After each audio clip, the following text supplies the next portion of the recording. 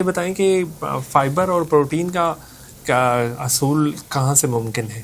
अच्छा, रमज़ान के point of view से देखें तो मैं कहूँगी इसबगोल के छिलके का इस्तेमाल लाजमन करें। अच्छा। ठीक है, सुबह सहरी के टाइम पे आप जो है ना एक खाने का चम्मच नीम गर्म पानी के साथ ले लें। जिनको दूध से इशू है कोशिश करें दूध ना लें, क्योंकि उसमें कार्ब्स हो जाती हैं। पानी के साथ छिलके का इस्तेमाल करें और रात को अफ्तारी करने के बाद 1 घंटे बाद आप बेड टाइम पे जब आप सोने लगें तब भी एक खाने का चम्मच लें। इससे ब्लॉटिंग भी नहीं होगी, कोलेस्ट्रॉल के मरीजों का कोलेस्ट्रॉल भी मेंटेन रहेगा। अच्छा। कॉन्स्टिपेशन इश्यूज नहीं होंगे, गट इश्यूज नहीं होंगे, पेट में गैस्ट्रिक इश्यूज नहीं होंगे, इससे सॉर्ट आउट हो जाएंगे आप। अभी आपने कोलेस्ट्रॉल का नाम लिया, इसके हवाले से आप वैसे बताएं कि कोलेस्ट्रॉल के आप जो है फास्ट फूड का इस्तेमाल बढ़ाएं।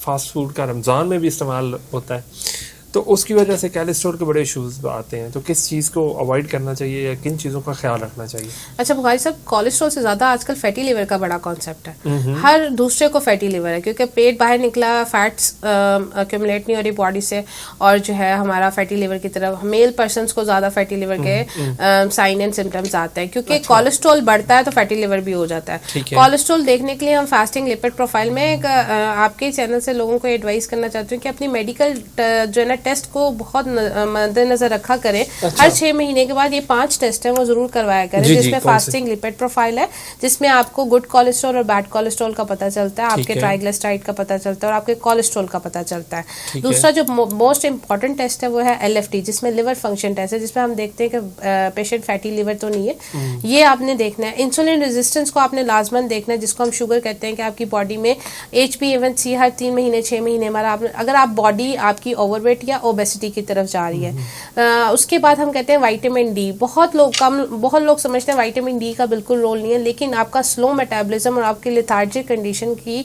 सबसे बड़ी वजूहत आपका विटामिन डी डेफिशिएंट होना है। आजकल 70-80% अवाम जो है ना विटामिन डी डेफिशिएंट है, लेथार्जिक है, बॉडी एक है, बैक एक है, आर्म एक है। इससे भी है कि वो अपनी विटामिन डी को मेंटेन नहीं करते, वो सप्लीमेंट्स का इस्तेमाल करते हैं। मैं ये नहीं कहती कि सप्लीमेंट नहीं लेने चाहिए, सप्लीमेंट लें, लेकिन आप अपनी डाइट से भी उसको मेंटेन रखें। ताकि विटामिन डी को कैसे डाइट से मेंटेन किया जाता है? अगर धूप तो एक सोर्स है, इसके अलावा क्या हो सकता है? विटामिन डी के बहुत सोर्सेज हैं, जैसे एग योक, अंडे की जर्दी में विटामिन डी होता है। मैं हमेशा ही कहती हूँ रोज का 1 अंडा जरूर खाना चाहिए। ठीक है, इसके अलावा विटामिन डी के बहुत ज़्यादा मल्टीपल सोर्सेज हैं। अगर आप देखें दही में बहुत से एब्स्ट्रैक्ट्स हैं जिनमें कहते हैं दही में नहीं, लेकिन अगर आप डीप स्टडी जाएँ तो विटामिन डी दही में भी पाया जाता है। कैल्शियम जो भी सोर्सेज हैं वो विटामिन डी भी उसमें पाया जाता है, आपको पता है। विटामिन डी के सोर्सेज में अगर आप देखें तो हम कहते हैं कि पपाया जैसे ड्रैगन फ्रूट, अगर वो नहीं कोई अफोर्ड कर सकता वो ना करे। अच्छा, ये बहुत अच्छा एक है, आपने फूल मखाने देखे होंगे व्हाइट कलर के, कैल्शियम सोर्स है, वो विटामिन डी सोर्स है। व्हाइट तिल जिसको हम कहते हैं वो भी कैल्शियम सोर्स है। अच्छा, ये चीजें, अगर दूध है, आप ये थोड़ी थोड़ी चीजें अपनी डाइट में ऐड रखेंगे तो आप मेंटेन रहेगा आपका विटामिन डी, आप डेफिशिएंसी की तरफ नहीं जाएंगे। ठीक है, ठीक है। अच्छा, वजन कम करने के लिए किन इक़दाम का किया जा सकता है?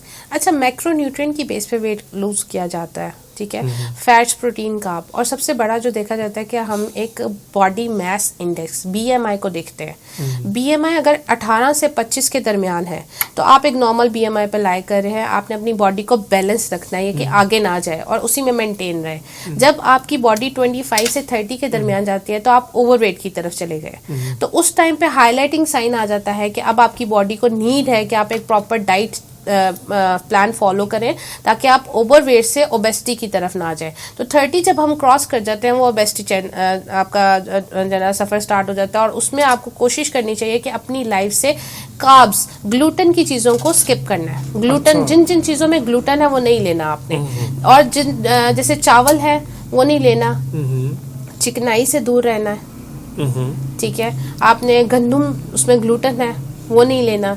हाई ग्लाइसेमिक फ्रूट्स जिनमें जैसे आम है, बनाना है, केला, आम, और जैसे आलू है वेजिटेबल्स में, ये ऐसी चीज़ें, इनसे आपने अवॉइड करना है। जो हाई ग्लाइसेमिक इंडेक्स रखते हैं फ्रूट्स या वेजिटेबल, उनको नहीं लेना आपने अपनी डाइट में।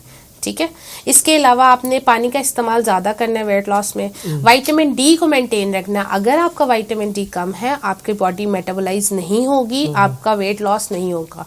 बहुत से मरीज हैं जो कहते हैं हम स्टक वेट से आते हैं, क्योंकि वो अपनी डायग्नोसिस, जैसे मैंने आपको पहले बताया, आपने अपनी मेडिकल, अगर आप किसी क्लिनिकल डाइटिशियंस के बाद गए हैं तो आपकी मेडिकल टर्म्स को देखते हुए आपका डाइट प्लान डिजाइन होता है। तो जब वो देखते हुए डिजाइन होता है तो हमें पता होना चाहिए, यानी कि हर बंदे का डाइट प्लान मुख्तलिफ हो सकता है। जी बिल्कुल, क्योंकि ये हर बंदे का मेटाबॉलिज्म डिफरेंट है, किसी को कोई चीज़ सूट करती है और किसी को कोई चीज़ सूट नहीं करती। इसके लिए कोई बाकायदा टेस्ट है?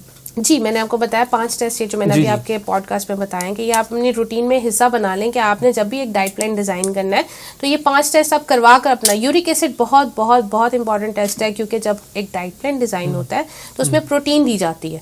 तो अगर आपका बॉर्डर लाइन पे है या आपका यूरिक एसिड हाई है तो वो प्रोटीन अगर आपके डाइट प्लान में ज़्यादा जा रही है तो आपका मज़ीद जो है ना आपकी जॉइंट पेन स्टार्ट हो जाएगी और आपका मज़ीद जो है ना आप वेट लॉस कम होने लग जाएगा, आपकी पेन ज़्यादा आने लग जाएगी। अच्छा, यहाँ पे मैं आपको रोकूंगा। अगर यूरिक एसिड बढ़ रहा है, प्रोटीन आप इनहेल कर रहे हैं, तो कौन सा ऐसा इकदामात हैं जिनको करने से आप उससे बच सकते हैं, यूरिक एसिड जो है उसकी पेन से बच सकते हैं? देखिए, पहले तो टेस्ट करवाएं आप अपना, आप कहाँ पे लायक करें। तो अब उसके बाद आपने हाई प्रोटीन डाइट नहीं लेनी, जिसमें बड़ा गोश्त आ जाता है, दालें आ जाती हैं, चने, रेड बीन्स, लाल लोबिया, सफ़ेद लोबिया, काले चने, सफ़ेद चने, इनका इस्तेमाल नहीं करना आपने, ठीक है।